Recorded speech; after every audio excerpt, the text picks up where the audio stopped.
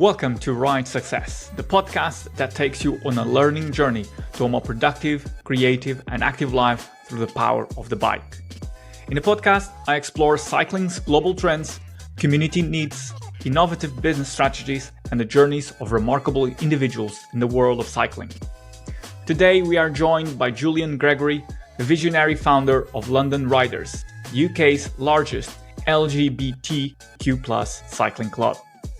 Julian's cycling journey began in the aftermath of the COVID-19 lockdown when he turned to cycling as a means to connect with others and explore the great outdoors.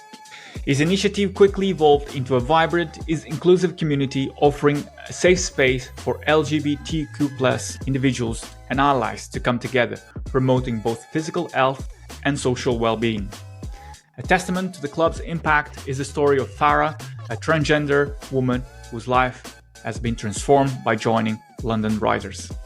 So join me in this learning journey as Julian shares insights into the challenges and triumphs of building a community that pedals together towards inclusivity and empowerment. But before I get into the podcast, ladies and gentlemen, please remember to subscribe or follow the podcast wherever you listen to it. It helps us to grow it, and I'll be forever grateful. Now, back to the podcast. Welcome, Julian, to Ride Success. It's a pleasure to have you on the podcast. Thanks for having me. I wanted to start our conversation by framing it. I think it's essential for the people listening to know a bit about you. But I wanted to first start with a quote that you mentioned in a previous interview, which I think is important for listeners to know. So it reads like this.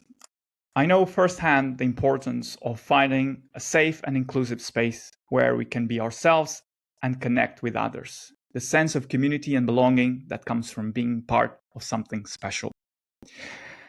So I think this is important to mention. And I wanted also to have this conversation with you because not being from the LGBTQ+ community, I wanted to have this conversation coming from in the spirit of openness and curiosity. So the first question I wanted to start with is, can you please share the story behind founding LDN Riders and what motivated you to create an LGBTQ+ cycling club? Mm-hmm. Yeah, absolutely. So I was a latecomer to the sport. I think like millions of other people, I took up cycling during the COVID lockdown. I'm sure you remember during lockdown, we were given permission to go outside and exercise. And that was our only opportunity to really socialize with our friends. So I took up cycling basically as a way to get out of my flat, get out of London and meet up with my friends. And when I had a couple of friends I would cycle with when they were busy, I didn't. So, I looked to LGBT cycling clubs. I wanted to make new friends that cycled. There were a couple that existed. I didn't really find one that I thought that they didn't quite click with me. They weren't necessarily very active on social media. It didn't look like they were organizing many rides. And, for me, I wanted to take up cycling as a needed way to escape, exercise, connect, and explore the great outdoors. So in September 2021, I brought together 5 people that I followed on Instagram. We were kind of, social friends, acquaintances, brought them together for our first ride. I think it was out to Epping Forest, and we created the club. It was 5 members. We're now 2.5 years in, and we're, I believe, officially the biggest LGBT cycling club in the country. We have over 500 active members in London alone, which is obviously huge growth. Wow. And part of the reason as well that I cycling and socializing, as you know, go hand in hand. Every bike ride is a social opportunity. There aren't many sports where you can actually have multiple conversations whilst taking part in the sport and exercising. Plus, you have the coffee stops, the cake stops, maybe an alcoholic beverage at the end. And I feel that in London, especially in the gay scene, a lot of networking and connecting revolves around nightlife. So I wanted to create an opportunity that allowed us in the community to build connections with people that have had similar shared life experiences, which I think is key when we talk about, feeling safe and welcome in a space. And one thing that I always wanted the club to ensure that the club is it's inclusive. It's not exclusive. We are LGBTQI plus, but we accept allies too. We love it. We've had people that have accidentally showed up at our coffee stop at the beginning of a ride and joined us for a ride thinking we were another cycling club. And All right. we love having anyone, regardless of ethnicity, gender, sexuality, come and join us. And we just want to make sure that we cater for a safe space predominantly for our community, because there aren't that many opportunities for those to be around. So I really feel that I've found my tribe with the club. Yeah, that's I guess it's so important to find a space, find people that are like-minded, and especially share the same struggles.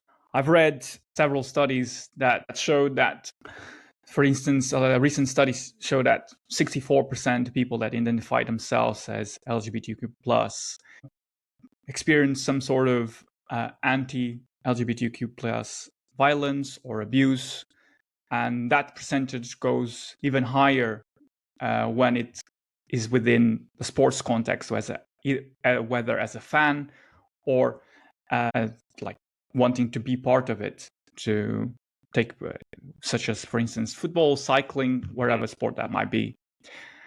So I think there's kind of, I don't want to kind of make this question redundant, but I wanted to ask, and I guess perhaps you have touched on it already, why do you believe that LGBTQ plus focused cycling club is essential? Mm-hmm.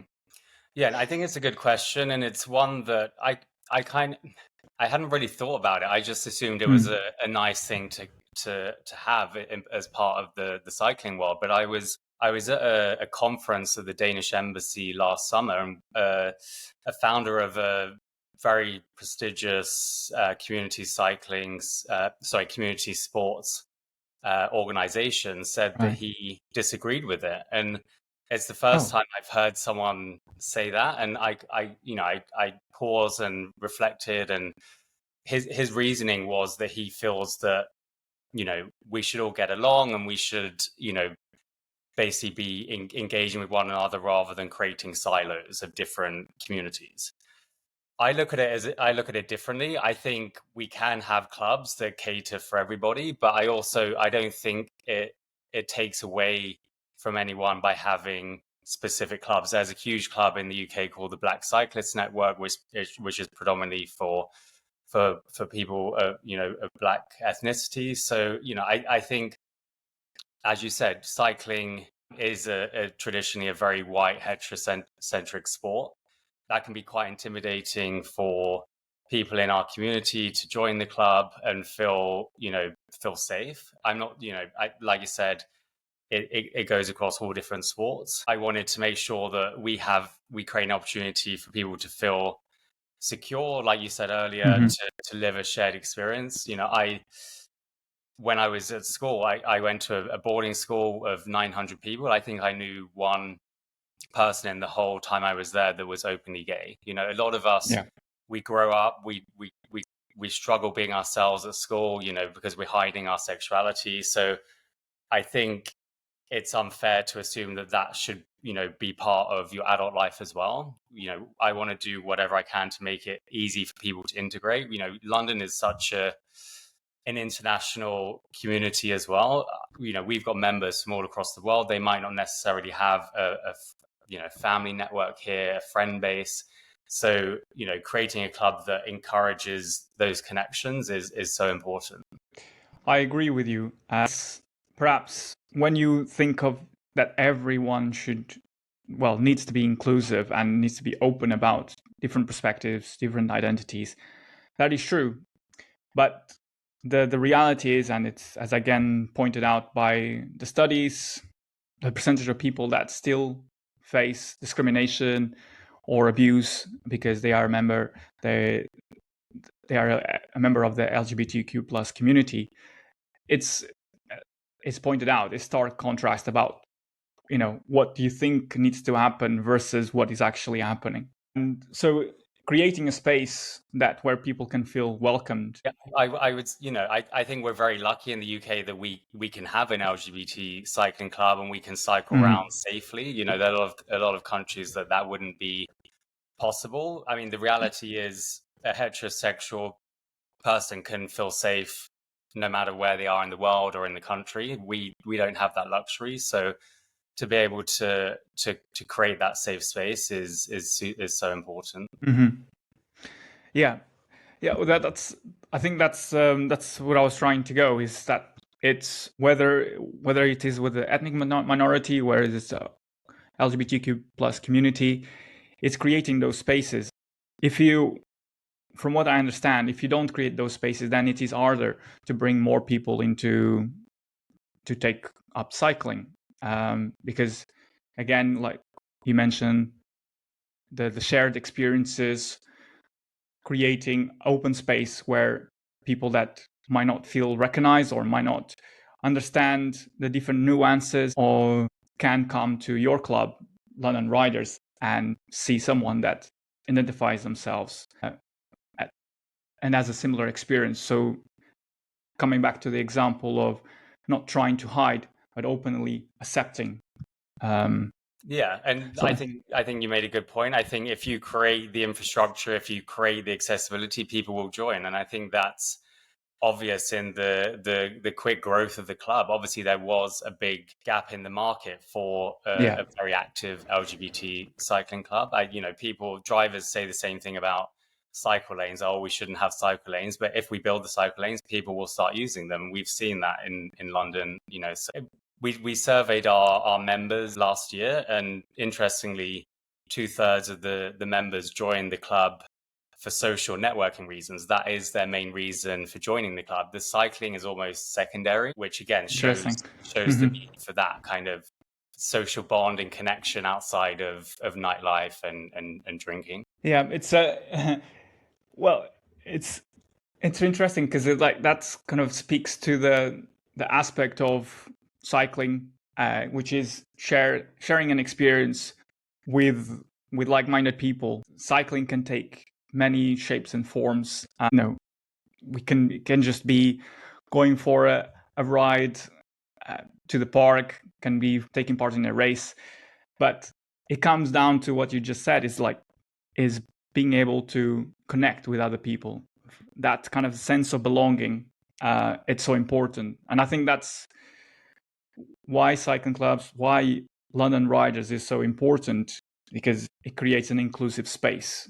And I think just because we exist, we don't stop people from joining other cycling clubs, other sports clubs. We encourage it. I think it's great to see our members. I was cycling to Windsor on the weekend, and I saw one of our members cycling with Le Col Cycling Club, and we encourage that. It's not like we're saying you have to be exclusive to our club and just be an LGBT within the LGBT cycling club. It's a nice to have. Exactly. I'm interested in trying to find out. So you mentioned earlier on about not being exclusive. Now, how do you, as like with the growing base of 500 plus members already, how do you maintain that sense of belonging amongst the members? How do you foster that sense of community and make sure that everyone is being part of this community without being excluded? Yeah, I think it's a good question and an important one, and one we're obviously, kind of finding our way through. But I would say, I mean, community on it sounds corny, but it really is at the heart of everything we do. So, I truly believe in co-design when it comes to a community sports club. I think it's so important to give members of the club an opportunity to really have a say in what the development of the club. We've got a very good 14-person strong committee who are experienced in lots of different fields. That includes a head of welfare who's there if anyone has any issues, any concerns, mental health wise or health wise. So I think that's impressive. yeah. I would say having the community, we have a very vibrant WhatsApp chat community, different subjects. So whether you're looking for tips on how to cycle, we've got a marketplace if you want to buy stuff, and then a general chat, and you know, and allowing people to have that kind of conversation within the club is very important. We also, aside from the cycling, organize quarterly social events. So, we have a Christmas party, we have an annual awards ceremony, we're going to organize a sports day in the summer. So that gives everyone in the club an opportunity to get together, which again is super important. Again, we've seen huge pickup in our cycling holidays. We trialed Oh them wow, last year with I didn't know that. two trips to Mallorca last year, which 50 members went on. This year we've got trips to Lake Garda, Adriatic Coast, Belgium, Mallorca again, Cornwall, Manchester. So creating more opportunities for people to spend time together and build those lifelong connections. And I really have seen people in the club develop those bonds, which is amazing to see. I see it across my social media. A member, he flew back from holiday, and I saw another member that he didn't know before joining the club, went to the airport to meet him. And it's those sorts of Oh bonds wow. that I see, and it makes running the club so worthwhile. Yeah, that's very important. That the connections that you create through the club. Is there any like a particular story that for you as the founder kind of particularly tells the purpose of the club, like of a member? Because it's quite, even though it's was only started in 2021, it's already grown massively, has won awards for its impact. Is there a particular story of a member that you think it's like resonates with you? Yeah, so it kind of ties in with one of the pain points that we noticed setting up the club. I would say about a year ago, I looked at our member base, and we were really lacking in gender diversity, so female, trans, and non-binary members. Okay. But we did a very active push to encourage people from that community to sign up. So we enrolled female, non-binary, and transgender ride captains. We started organizing dedicated rides specifically for them, so it's a little bit less intimidating. And then doing a lot of, we partnered with a transgender charity called Not a Phase for 2 years. We raised over £10,000 for them through charity rides. And through that visibility and our campaigning and the awareness, we were driving a lot through our social channels. Yeah. A transgender woman called Farah joined the club because she loved what we were doing, which was amazing. So we've worked very closely with her. She's leading rides. She's super strong. She just ran the London Marathon. She's competing in Ironmans. She's amazing. She's a 51-year-old grandparent, and she only transitioned in her 40s. So again, it was very late. She felt she was born in the wrong body. It became so overwhelming for her growing up that she considered suicide, which is terrible. So this really resonated with me. We were approached by Ride Across Britain, that you probably know. It's a 9-day bike ride from Lansing to John O'Groats, 980 miles. They approached us and said, look, we'd love one of your members to join us, be part of this year's event. So immediately we thought Farah. One of her children was sadly diagnosed with non-Hodgkin's lymphoma as a kid. So she's raising money for children with cancer. So it was so important for us to support that, get behind her. We developed a campaign with Ride Across Britain. She's had interviews in Hello Magazine, Metro newspaper, Women's Health, to again raise awareness and share her story, which was all very positive until I believe the Metro newspaper shared her story on their social channels, on Twitter, on Instagram, and that brought the trolls out. And what should have been a very positive story. Sport is, and especially cycling, is about improving one's mental health and fitness. to then suddenly Farah being, bullied online, which in turn has affected her job. She's had to move locations for her job. Wow. She received a letter from England Athletics basically saying, we've seen your press coverage. You've openly admitted that you're transgender.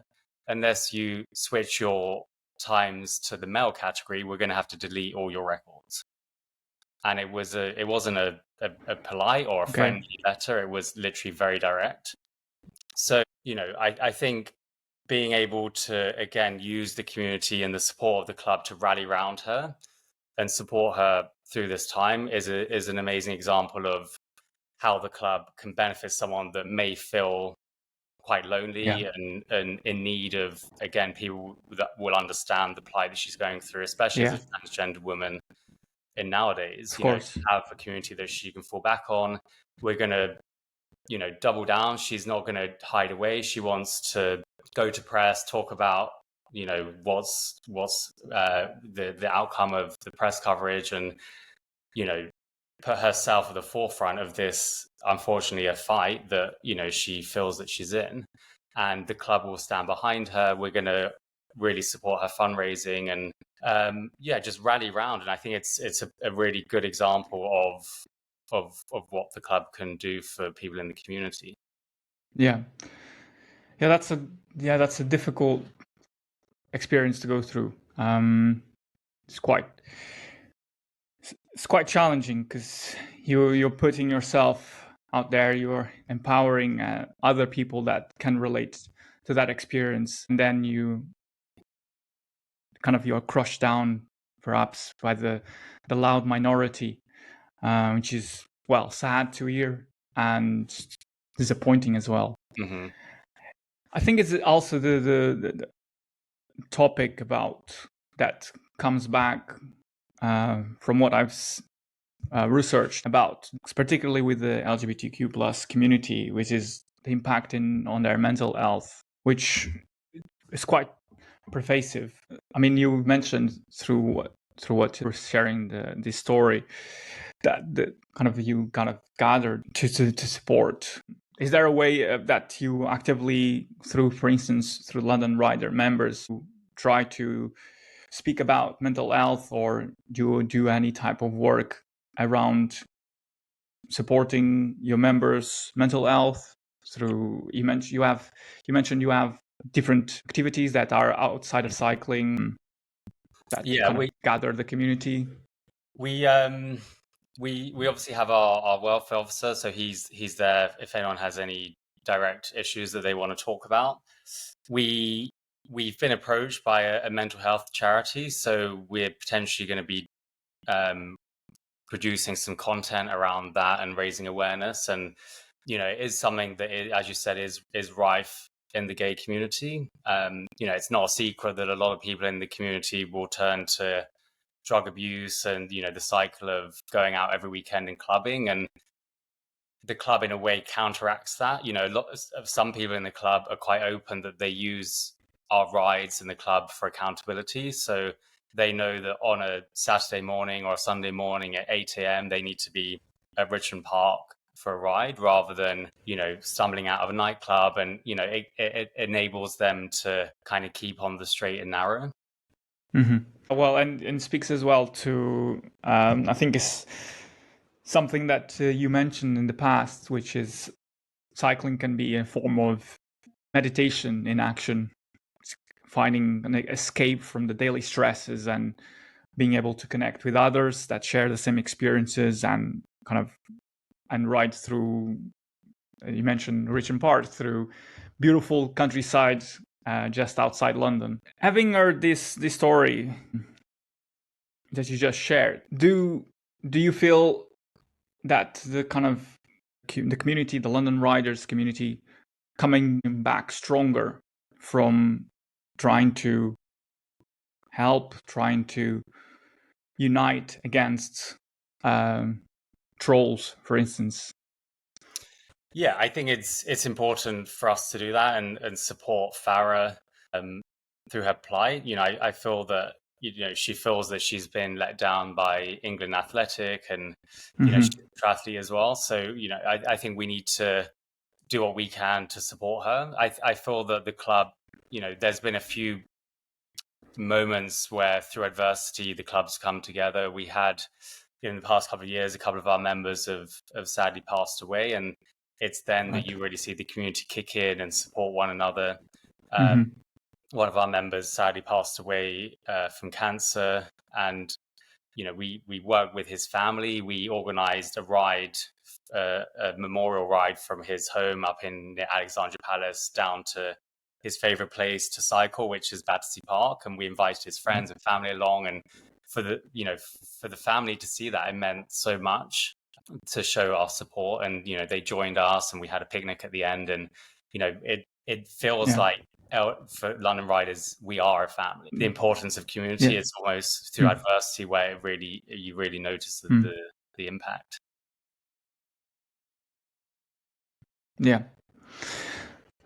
Yeah, those, I guess, those experiences bring each other together, making a close knit community. I wanted to it's kind of have your take. How do you envision the club, the community that you have been building, growing? Because you have been very involved in sharing and the kind of the values, the purpose of the club, and through the campaigns that you have been building, it helps to spread the message. What ambitions do you have with the club? Mm-hmm. So, I mean, I think in terms of the club, I feel like we're still in a growth phase at the moment. We're still learning. We're still only 2.5 years old, but the hunger within the club is definitely there. We've gone from a year ago probably organizing 1 to 2 training sessions a week. We've now got training sessions almost every day. This weekend we've got over 90 members going out on rides. We're enrolling ride captains the whole time. We've got over 45 ride captains who organize the rides for us. As I mentioned earlier, we're organizing trips abroad. We take part in sportifs. So there's over 80 members taking part in Ride London in a couple of weeks, charity rides. So it's building on the foundations of the cycling club and making sure that we're doing everything to the best of our ability. There are still ways in which we can improve. We definitely still need to improve our diversity in terms of gender and ethnicity. I would love to see us somehow combat the cost barrier to entry to cycling, which is it's an expensive hobby, as you know. But in terms of how I see the club growing, I'd love one day for us to blueprint the success of LDN Riders to other major cities in the UK and abroad. So we're not just a hub for the LGBTQI plus community in London, but if you're in Madrid or Paris or New York or LA, you can connect with other cyclists, go for rides, socialize, network, and create a global hub of cyclists. One thing that I've also been conscious from the very beginning of the club is, just because we're an LGBT cycling club, I wanted to make sure that we cater for everyone. We cater for everyone from the social butterflies who just want to come for coffee and cake, right through to very experienced riders who are, cycling 100, 200 kilometers of rides every weekend. So I want to also explore that. We're talking potentially with our club sponsor Leader about developing a race team, and I believe we would be the first LGBTQI plus race team in the UK. So really pushing the boundaries, making sure that the community is visible in all parts of the cycling world. We were fortunate enough to be invited to House of Parliament a few months ago for LGBT History Month. We're affiliated with British Cycling. The club are getting invited to industry events. We're invited to the opening of the Van Riesel store recently. So, having that visibility and making sure that we kind of have a seat at the table and we we're involved in decisions, and I guess people just take us seriously as cyclists as well, because there's a huge opportunity there. Yeah, for sure. I mean, it's well, it's first of all, it's great to hear the motivation and the ambition behind London Riders and how you see it growing, because it's, I mean, being able to connect through different hubs, different cities around the world, kind of just, it will help to build more inclusivity and share the message and the purpose of what you're doing. And to the fact that having more people sitting at the table, a decision-making table, then that makes for better decisions that include different members of the different communities. So that is only, I see it as a plus. And obviously the work that you've been doing as opening doors in that regard. I'm interested in the fact that visiting the Houses of Parliament for LGBTQ plus History Month. Is that for you? Do you see that as kind of a turning point? Do you see that as a pivotal moment in the growth of the club, or is that just part of the natural progression?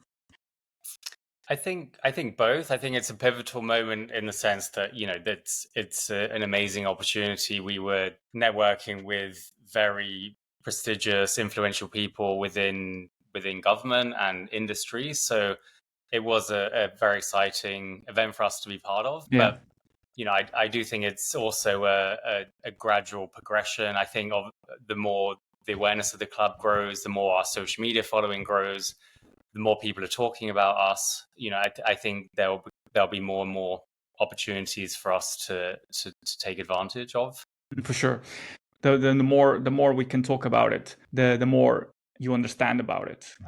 As I mentioned in the top of the show, I think it's, from me personally, coming from a place of curiosity and openness to try and understand as well. And I think that's perhaps one of the key lessons for people listening, is just to you being able to share this experience, the journey you have been on, the stories that you've shared.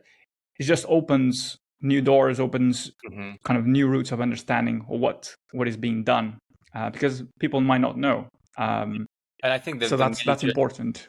I imagine the major opinion there is that it looks closed off, it looks exclusive, it looks like we're creating a club that doesn't accept anyone outside of the community, and I can see how that would reflect poorly. But I think once you understand that it's inclusive and it's just part of, we're one of many cycling clubs in the country, and I think once people understand the need for this lived shared experience, I think unless you've been unless you're from a marginalized community, I think it's quite hard to put yourself in those shoes, and you think, oh, we don't need a pride parade because you can walk down the street holding hands now without being beaten up or abused. And I think that we have obviously come a long way, a very long way, but that until you've had abuse hurled at you for showing affection to another human being, you're not going to understand the importance of these safe spaces and communities. Oh, for sure. I mean, like I mentioned, from the percentage of 64% of members of the LGBTQ plus community saying that they still face some sort of violence or abuse because they are members of the LGBTQ plus community. Just goes to show that that's over 50% of the people that are talking about sad and avoidable experiences that they have experienced. So it goes to kind of stress the importance of your point, that it still needs to be talked about. It still needs to be shared. And I guess it's important as well to reflect that you're not creating a kind of a private members club. Yes. It's more than that. So I'm kind of interested as well, and I think this kind of reflects perhaps on the wider purpose that you have. What does success look like to you? I think success. I mean, I'm very ambitious, and I think that's probably why the club has grown as quickly as it has. I put a lot of my free time, and it is, obviously everyone in the club is a volunteer. I have a day job, so this is something I do in the evenings and the weekends.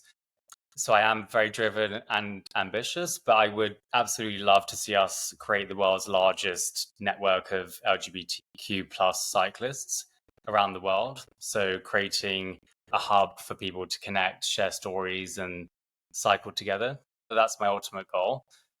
I think if we can blueprint the success of the club, and then package it up and work with ambassadors and people around the world, the only issue is time and resources, because I've got a day job.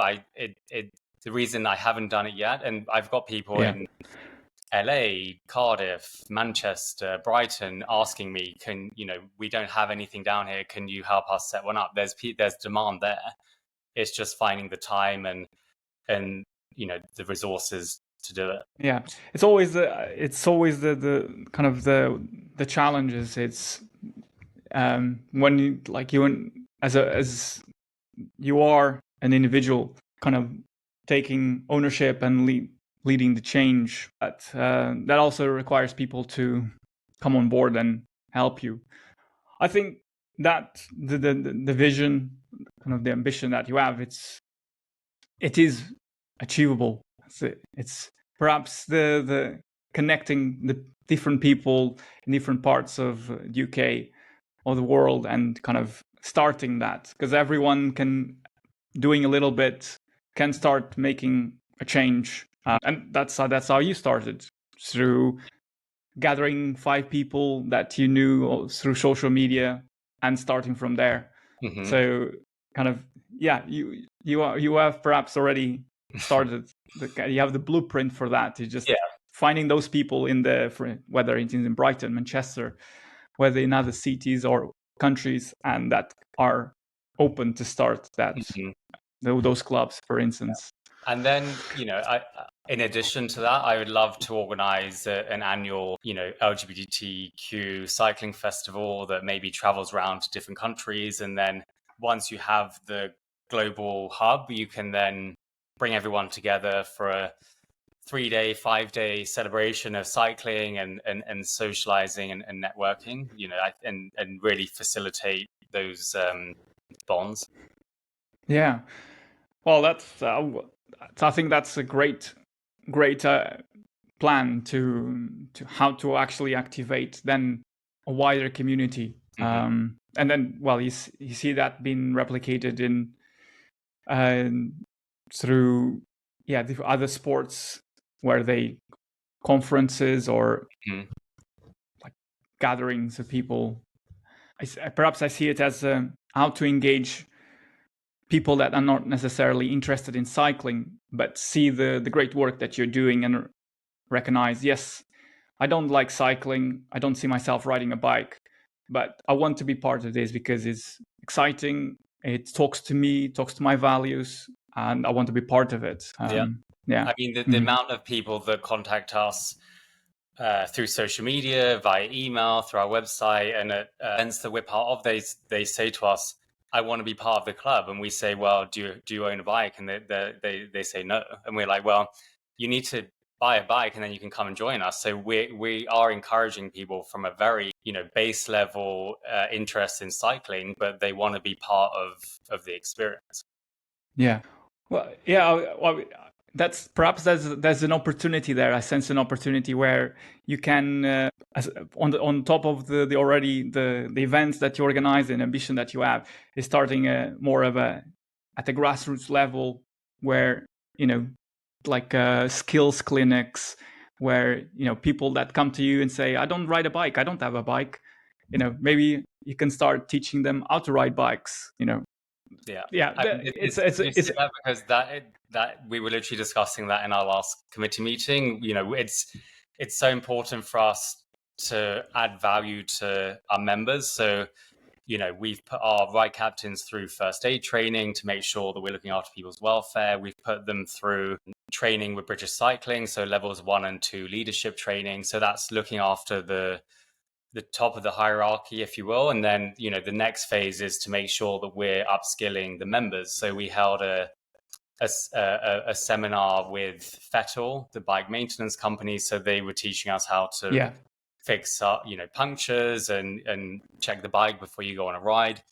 So we're looking at opportunities to make sure that we're really giving value back. So like you said, coaching and teaching people the basics of how to ride a bike, how to use gears and things like that is definitely on the horizon. Very good. Very good. So we came to a point in the podcasts where every guest leaves a question to my next guest, not knowing who they are. The question that was left for you is the following, and I think it's perhaps you already spoke about it throughout our conversation, and is an interesting question because it's I've seen it in books that talk about purpose and kind of business success and the impact you want to create in your life. So the question is the following: what will be on your epitaph? Oh, wow. That's a good question. I think in terms of the club, I think like most businesses, I think it's even more relevant in a community club is I think the club is a reflection of my character and personality. So I would say I'm quite selfless. I'm uncomfortable putting myself at the forefront of the club, even though I did found it. So we were invited to be part of an exhibition called Sporting Queers, which is championing people in queer people, sports teams. And they asked me to be part of it, to have a photograph taken, and I said I don't want to do that. I want to have the club with me. So I made sure that we arranged a group photograph, and it was more about them. So I think I would love to be recognized for giving back to the community and putting the community first and at the forefront of everything I do. I think that's important. And just having an impact, like I said earlier, hearing the stories of people that are making lifelong connections and, even some relationships in the club. And, I think bringing people together. So, putting the LGBTQI plus community at the forefront and bringing them together to create a safe space. I think that's the kind of the mantra. Yeah, it speaks to the purpose that you shared at the beginning of the show with the club. Yeah, it's a very kind of warm and kind of almost selfless response to the kind of how you see you bringing value to the community and empowering other people through that journey. Yeah, because I think ultimately without the community there wouldn't be a club, and we've got from the ride captains to the committee members to the actual members, the club is them, and I can create the logo and the website and set up the social media, but without them there's nothing. So Exactly, I think it's so important. I see some other sports clubs and the person that fronts it, it's kind of all about them, and they're all across the social media and they're very front and center, and it I think it works for them, but I think from my perspective it's more important to champion the members than myself. Yeah, I fully agree with that, because building a community is about creating a space and the tools, and give the tools to the people for them to come and feel like this space belongs to them, and then they can take ownership of it, however it might be. So I think that's how you form, how you create the potential for a community to grow, is by giving the resources, by nurturing it, and allowing them to take ownership of it. So, but saying that, I would love an MBE one day. Well, it might be on the horizon. It might be horizon. So, with Obviously, now it's your turn to leave a question to my next guest. What question would you like to leave to my next guest? What would you like them to reflect on? So obviously setting up a club that, champions diversity and inclusivity, I'd be interested to know, as a leader in the cycling industry, what are you actively doing to improve diversity and inclusivity within your organization or the sport in general? Very good question. Very good question, and as well a very topical question as well. So from what we have been discussing, Julian, it has been a pleasure to get to know you a bit more, to be able to give you this space for you to share the stories of the people that you have impacted and you have helped grow, the purpose that you have with London Riders, and the ambition especially. Yeah, I was positively impressed by the ambition that you have and the goals you have with that. So thanks for coming on the podcast and sharing your story. Thank you for having me. Thanks, Pedro. Wow, what an amazing journey Julian has been on. London Riders is not only reshaping community dynamics, but is also impacting the broader cycling industry. Through its inclusive practices and public visibility, the club is challenging industry norms and encouraging other organizations to prioritize diversity and inclusion in their operations and cultural ethos. For me, this has been a great eye-opener to understand better the challenges that LGBTQ+ communities face, and hopefully for you as well. If you have listened this far into the podcast, I would be very grateful if you could leave us a review wherever you listen to this podcast. And make sure to tune in to next week's episode where Julian's question will be answered by my next guest. Until then, thanks for listening.